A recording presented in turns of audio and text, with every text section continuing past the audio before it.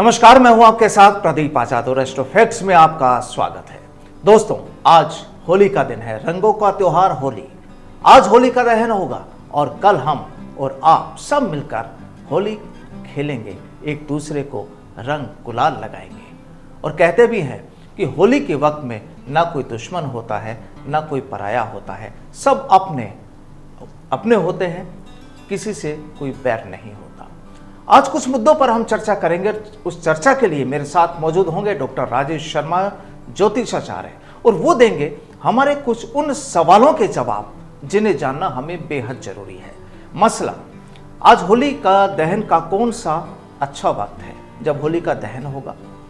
होली के दहन के पीछे की आखिर वजह क्या है?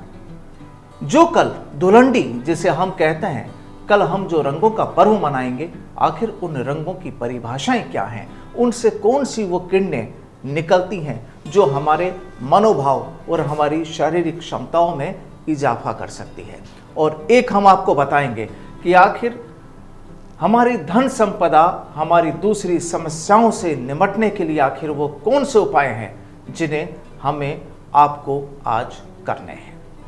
तो सीधा रुख करते हैं डॉक्टर राजेश शर्मा जी का और स्वागत करते हैं इस प्रोग्राम में डॉक्टर राजेश शर्मा जी का। और सबसे पहला सवाल राजेश शर्मा जी से ये कि आज किस वक्त पर होली का दहन का श्रेष्ठ वक्त होगा?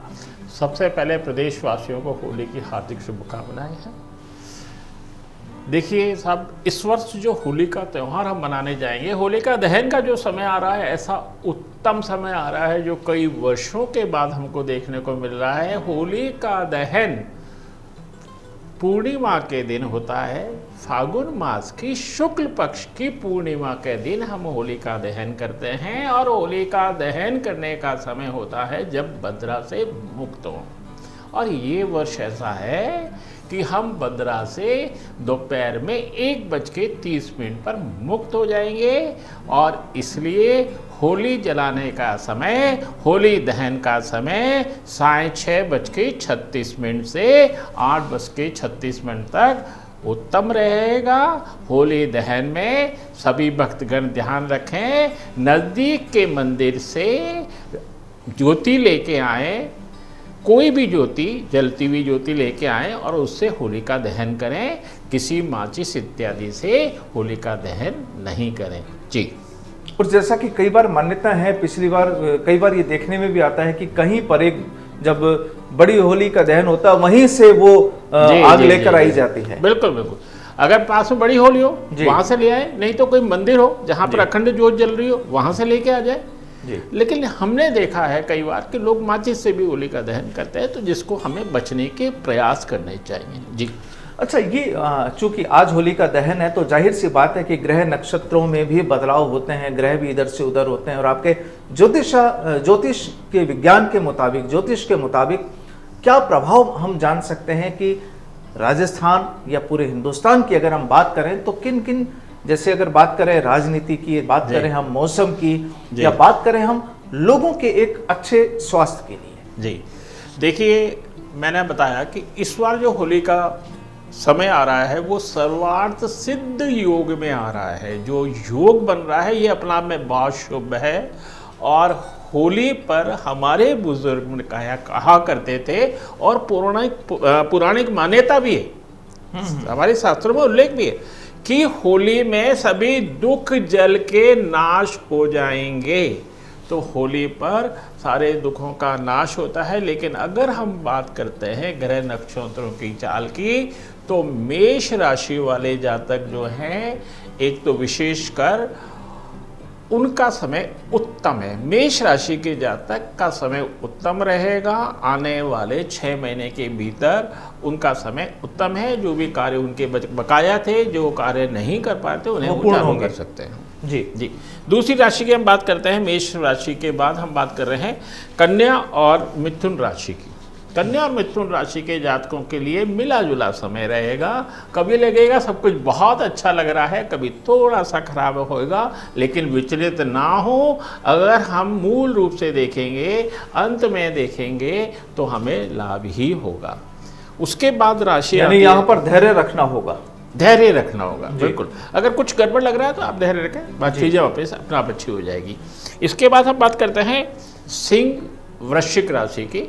सिंह और वृश्चिक राशि के जातकों के लिए ये समय धन संपत्ति को बढ़ाने का होगा। बहुत अच्छा समय इन लोगों के लिए। धन संपत्ति को बढ़ाने का तरीका होता है कि कोई भी इन्वेस्टमेंट इत्यादि में ये लोग जा सकते हैं और उसमें जाने में उनको लाभ ही होगा। इसके बाद हम बात करते हैं कुंभ, मीन और धनु राशि की। 3 राशियां हैं, कुंभ, मीन और धनु। जो कुंभ राशि और मकर राशि और मीन राशि शनि से चलती हैं, मीन राशि गुरु से चलती हैं। ये राशि के जातकों, इन राशि के जातकों को इस वर्ष अपने स्वास्थ्य का ध्यान रखना होगा और अगर वो शेयर इत्यादि में इन्वेस्टमेंट करते हैं तो उस गति को धीमा करना होगा। मैं बंद करने के लिए कदापि नहीं कह रहा हूँ, उसको धीमा करना होगा तो उनको लाभ होगा। अगर वो तेज गति देंगे तो हानि होने की संभावनाएं रहेंगी। जी, तो यहाँ भी वाकई ये चीज़ जरूरी है कि आपने बताया धीमा रखना होगा, यानी बहुत ज़्यादा इन्वेस्ट नहीं करें जी, जितना जरूरी हो केवल उतना ही करें। यहाँ पर एक सवाल मेरा ये भी रह गया था अभी कि आखिर इस होली का जो महत्व है, छोटा सा संक्षेप में हम जानना चाहेंगे कि होली आखिर का दहन किया क्यों जा रहा है और इसके पीछे लोगों को क्या मैसेज हम लोग देना चाह रहे हैं। देखिए साहब, होली का दहन हम हर वर्ष करते हैं और वर्षों से हम करते आ रहे हैं। होली का हिरण्यकश्यप एक दैत्य राक्षस थे। उन दैत्य राक्षस ने प्रजापति ब्रह्मदेव की कठोर तपस्या करके वर मांगा था कि न मैं अस्त्र से मरूं, न मैं शस्त्र से मरूं, न मैं आसमान में मरूं, न मैं धरती पे मरूं, न मैं सुबह मरूं, न मैं रात में मरूं, न मैं मनुष्य से मरूं, न मैं जानवर से मरूं, न मैं घर के अंदर मरूं, न मैं घर के बाहर मरूं। इस तरह का वरदान प्राप्त करने के बाद हिरण्यकश्यप अपने आप को भगवान मानने लगे और उन्होंने लोगों को बहुत पीड़ाएं दी जो भगवान विष्णु की पूजा करते थे। एक बार तो उन्होंने बहुत हद की। एक बच्चे का नाम विष्णु था और उसने उस बच्चे का भी वध कर दिया। तब भगवान विष्णु ने अपनी माया से उनकी पत्नी के गर्भ से एक भक्त पैदा किया जिसका नाम था भक्त प्रहलाद। और वो जब पैदा हुए तो पैदा होते ही ओम नमो भगवते वासुदेवाय नमः इस मंत्र का जाप उन्होंने चालू किया, जिससे हिरण्यकश्यप बहुत परेशान हो गए और उन्होंने बहुत कोशिश की, मृत्यु दंड की। कभी उनको पहाड़ से नीचे गिराया, कभी समुद्र में डाल दिया, कभी सांपों के बीच में छोड़ दिया। बहुत प्रयास किए लेकिन वो सफल नहीं हुए। उन्होंने आखिरी प्रयास किया अपनी बहन होलिका, जिसको ये वरदान प्राप्त था भगवान ब्रह्मा जी से कि वो होली में नहीं जल सकती। इस वरदान का फायदा उठाते हुए सारी सभा के बीच में होली बनाई गई। और होली मतलब लकड़ियों का एक ढेर बनाया गया था और एक मंच बनाया गया जिसके अंदर होलिका बैठी और उन्होंने उन भक्त प्रहलाद को भी अपने साथ बैठा लिया। कहा कि देख हम दोनों ना जलेंगे। बच्चा समझ गया और वो ओम नमो भगवते वासुदेवाय मंत्र का जाप करता चला गया। और उसके बाद जैसे ही अग्नि प्रज्वलित होती है, होलिका जलने लगती है और भक्त प्रहलाद बच जाते हैं। यहाँ हमारे शास्त्रों ने, हमारे बुजुर्गों ने, हमारे संतों ने एक समाचार दिया है जिसको हमें बहुत ध्यानपूर्वक सुनना चाहिए कि अगर हमें कोई भी वरदान प्राप्त हो और उस वरदान का हम दुरुपयोग करेंगे तो हमारा नुकसान होना तय है। हम भस्म ही हो सकते हैं जिस तरह होली का भस्म हुई। अच्छा, एक सवाल ये कि राजस्थान और हिंदुस्तान की हम बात कर रहे थे कि आखिर अब जो ग्रह नक्षत्रों की जो चाल है वो कितना प्रभाव डाल सकती है मौसम और लोगों के फिजिकल, और अभी चल रहा है कोरोना, सबसे जो मौजूदा दौर में जो एक बड़ा नाम जो चल रहा है, जो बड़ा लोगों में डर है, आखिर क्या कुछ प्रभाव पड़ सकता है? देखिए साहब, ये कोरोना का जो वापसी की बात बार बार हम देख रहे हैं, सुन भी रहे हैं, अखबारों में पढ़ भी रहे हैं, अप्रैल के बाद ये स्थितियां बिल्कुल खत्म हो जाएंगी। अप्रैल के बाद सबको बहुत सुकून मिलेगा और अप्रैल के बाद व्यापार इत्यादि में बहुत वृद्धि होगी। व्यापारी वर्ग के लिए खुशी का समय होगा। ये समय बता रहा हूँ मैं 21 अप्रैल रामनवमी के बाद का समय सबके लिए बहुत उत्तम होगा। और व्यापारी जगत में, उद्योग जगत में, सब में उन्नति देखने को मिलेगी, चाहे वो राजस्थान हो, चाहे वो हमारा भारत देश हो। लेकिन राजनीतिक दृष्टि से हम अगर बात करते हैं तो थोड़ा सा उथल पुथल होने की संभावनाएं राजनीति में दिखाई देती है। लेकिन जो पद पे बैठे लोग हैं, जो पदासीन है, जैसे कोई भी नेता जो अपनी सीट पर अपने पद पर है, हाँ, कोई भी पार्टी अगर कोई मुख्य पद पे बैठी है, कोई सी भी पार्टी, उनको फायदा अवश्य मिलेगा, लेकिन उतना नहीं जितना उन्होंने सोचा है, क्योंकि राहु जहां बैठे हैं वहां उनको भ्रम में डालेंगे। लगेगा ऐसा, होगा ठीक वैसा नहीं। ये बात सभी राजनीतिक पार्टी वाले इसका विशेष ध्यान भी रखें तो फायदा ही फायदा है।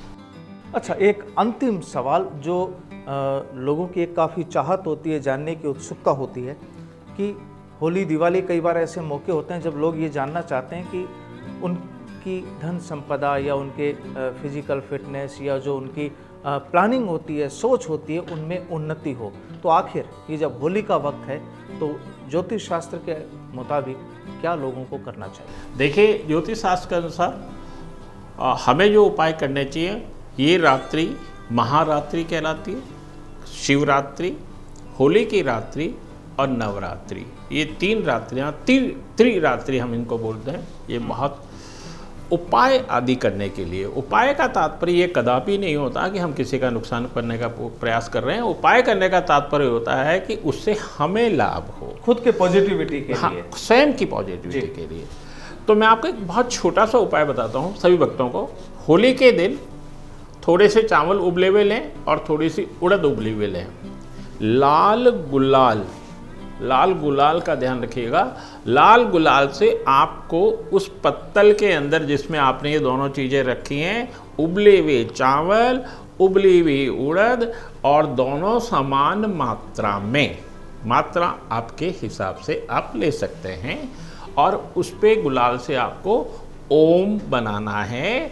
घर के सभी सदस्य अपनी परेशानियां बोलें, उसको हाथ में लेकर या हाथ टच करके अपनी जो भी परेशानियां हैं वो परेशानियां बोलें, और निकट चौराहे पे जाकर उसको मध्य में रख के आ जाएं। जब वापस घर आएं तो पीछे मुड़ के ना देखें, और घर आके थोड़े से पानी के छींटे अपने ऊपर लगा लें तो बहुत उत्तम रहेगा। उनकी परेशानियां समाप्त हो जाएंगी। कोई भी परेशानी हो, धन संबंधी हो, पदोन्नति के संबंधी हो, कोई भी पुत्र संतान के संबंध में जो भी समस्या है। दूसरा उपाय हम कर सकते हैं, छोटा सा उपाय है बहुत, ये भी गाय का गोबर लें। गाय का गोबर बहुत आसानी से प्राप्त हो जाता है। गाय को गोबर को लें, उसको थोड़ा सा पीस लें। अगर पीस सकते नहीं तो चूरा तो कर ही लें उसका। एक दोने के अंदर लीजिए, थोड़ा सा दोना बड़ा हो, और उस दोने में थोड़े से काले तिल डालें। इस तरह डालेंगे, हाथ को ऊपर रख के इस तरह छोड़ते जाएंगे। आपको बोलना कुछ नहीं है, कोई मंत्र नहीं बोलना, कुछ नहीं बोलना, इस तरह छोड़ने हैं थोड़े से तिल उसके अंदर। और छोड़ने के बाद उस दोने को वापस अपने हाथ में लेना है, अपने घर के चारों तरफ उसको लेके जाना है पूरे घर के अंदर, और सीधा होली में ले जाके फिर उसको रखना नहीं है कहीं भी। एक बार उठाने के बाद अपनी मनोकामना, वहाँ मैंने आपको परेशानी की बात की थी, यहाँ मैं आपको मनोकामना की बात कर रहा हूँ। जो आप इच्छा कर रहे हैं, जो इच्छा कर रहे हैं, जो आपकी इच्छा हो जी। तो मनोकामना के बारे में सोचते हुए आपको होली तक जाना है, जब होली जल रही हो। होली जलने का तात्पर्य होता है कि जब हम होली जलती है तो पहले भक्त प्रहलाद को बाहर निकालते हैं, उसके बाद तो भक्त प्रहलाद के निकलने के बाद आपको ये दोने के अंदर जो आपने गोबर लिया है उसके अंदर काले तिल हैं, वो दोनों हाथों से ऐसे छोड़ देने हैं और वापस सीधे घर आ जाना है। ये दूसरा उपाय उन लोगों के लिए जिनकी मनोकामना है। अब बहुत समस्या होती है कि कई लोग कहते हैं कि मेरी पुत्री का या मेरे पुत्र का विवाह में बहुत देर हो रही है। काफ़ी समय से हम लोग प्रयास कर रहे हैं कि जल्दी से जल्दी पुत्री का विवाह हो जाए। रिश्ते आते भी हैं, बनते भी नहीं, बहुत सारी बातें होती हैं। तो हमें क्या करना है, एक गोबर का नारियल आता है। गोबर का नारियल आपको कुम्हार के पास मिल जाएगा। किसी भी कुम्हार के पास आप जाएंगे तो गोबर का नारियल, मैंने गोबर के नारियल की बात कही है, नारियल की बात नहीं कही है, श्रीफल की बात नहीं कही है। भक्तगण इस बात का विशेष ध्यान रखें। और उस नारियल को लेकर, जो गोबर का नारियल है, उस पर तिलक लगाएं, सिंदूर लगाएं और अक्षत लगाएं, उस पर कलेवा बांधें। जो कलेवा हम हाथ में बांधते हैं वो कलेवा उसके ऊपर आपको बांधना है। और बांधने के बाद जिस कन्या का विवाह नहीं हो रहा है, जिस वर का विवाह नहीं हो रहा है, वो होली के पास जाएंगे। अगर ऐसा लगता है कि हमारे पुत्र और पुत्रियां हमसे दूर हैं, तो हम स्वयं माता पिता संकल्प लेकर इसको होली के पास जाएंगे, एक परिक्रमा करेंगे। 1 कर सकते हैं, 5 कर सकते हैं, 7 कर सकते हैं, 3 इत्यादि नहीं करनी है। एक परिक्रमा करके वापस परिक्रमा के जहाँ से आपने शुरू की थी वहीं खड़े होना है और आपको अपना निवेदन करना है। और निवेदन करके जो आपकी मनोकामना है वो बोल के आपको उस नारियल को प्रवाहित उसमें अर्पित कर देना है अग्नि के अंदर। जी, तो बिल्कुल दोस्तों, होली का त्योहार वाकई रंग बिरंगा त्योहार होता है। रंग जो होते हैं काफी खुशियां लेकर आते हैं। आज होली का दहन कीजिए, कल रंगों से हम एक दूसरे को सराबोर करेंगे खुशी से। और ये भी बात बिल्कुल ठीक है कि अक्सर लोग होली पर ये कहते हैं कि बुरा ना मानो, होली है, लेकिन इसका नेगेटिव नहीं लेना चाहिए कि कहीं ऐसा ना हो कि हम अपने स्वार्थ के लिए, अपने मनोरंजन के लिए, अपनी खुशी के लिए दूसरों को तकलीफ पहुंचाएं। ये बेहद जरूरी है आप सभी के लिए जानना और हम सभी के लिए। होली का त्योहार आपको बहुत बहुत मुबारक हो और पूरे फैक्ट इंडिया परिवार की ओर से आप सभी को एक बार फिर होली की हार्दिक शुभकामनाएं और बधाई। नमस्कार।